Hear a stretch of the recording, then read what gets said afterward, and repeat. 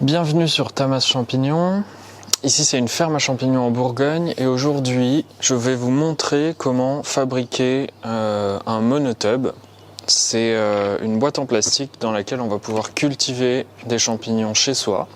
C'est pas du tout une technique que j'utilise sur ma ferme ici, parce que professionnellement en grande quantité c'est pas une technique qui est très intéressante, mais par contre pour cultiver des champignons chez soi en petite quantité, c'est vraiment bien, parce que les avantages du monotub, c'est qu'on va avoir notre espace d'incubation et de fructification qui est le même contenant en fait. Tout va se passer dans cette boîte. Donc une fois qu'on a cette boîte, du substrat et du mycélium, on a en fait quasiment tout pour cultiver des champignons. Donc aujourd'hui je vais vous montrer comment fabriquer ce monotub et comment l'utiliser.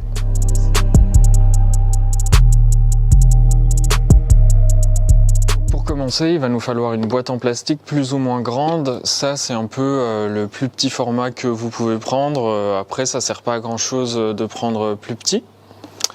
Vous pouvez prendre des grandes boîtes comme ça, ce sera bien aussi. Essayez de trouver un plastique assez solide parce qu'on va faire des trous dedans. Et j'ai cassé déjà plusieurs boîtes avant d'arriver à bien le faire. Il faut aussi que le plastique soit transparent parce que vous voulez voir vos champignons qui poussent et aussi vous avez besoin les champignons ont besoin de lumière pour pousser. Donc une fois que vous avez votre boîte, on va devoir faire des trous comme j'ai commencé à le faire ici. On va faire deux choses. En fait, votre substrat il va reposer dans le fond, ici, sur une couche d'à peu près 5 à 10 cm, selon la taille de votre boîte. Et on va faire une ligne de trous juste au-dessus du substrat, tout autour, ici.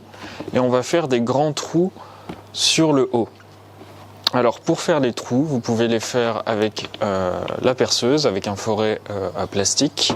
Moi, à chaque fois que j'ai essayé, j'ai cassé la boîte. Donc en fait, j'utilise mon autre technique, qui est bien aussi, que je préfère en tout cas, c'est de chauffer quelque chose et comme c'est du plastique, quand on va l'appliquer dessus, ça va fondre. Donc je vais vous montrer ce que je fais ici. J'ai déjà marqué avec des petits points noirs où j'allais faire les trous. Et tout simplement, je prends ma flamme. J'ai un tube en cuivre, je le chauffe et je vais l'appliquer sur la boîte et ça va me faire fondre la boîte tout doucement.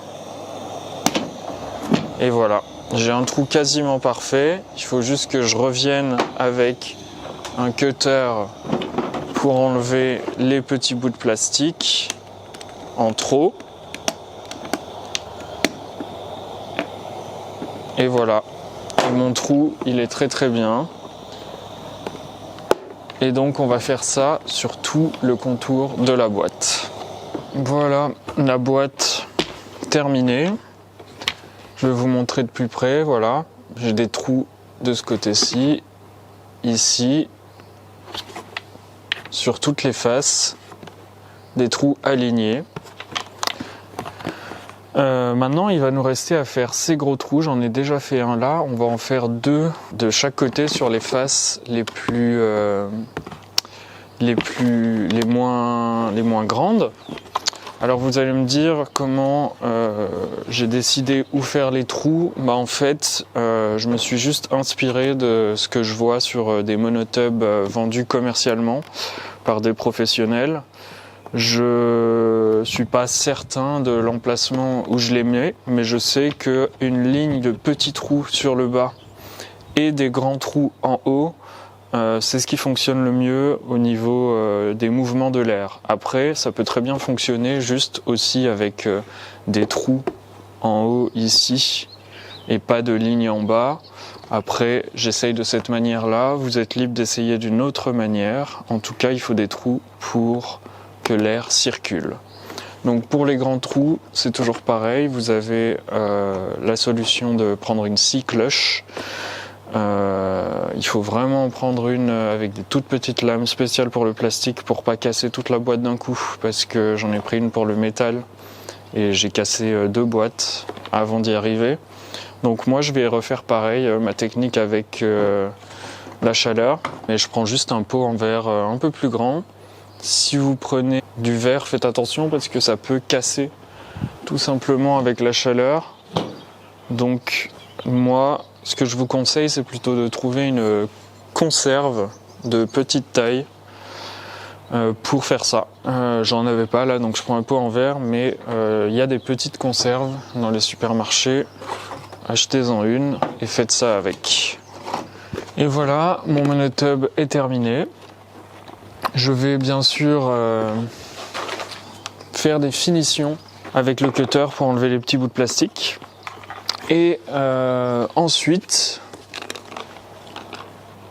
c'est pas vraiment terminé. Il faut qu'on prépare d'autres choses avant de mettre notre substrat avec notre mycélium dedans.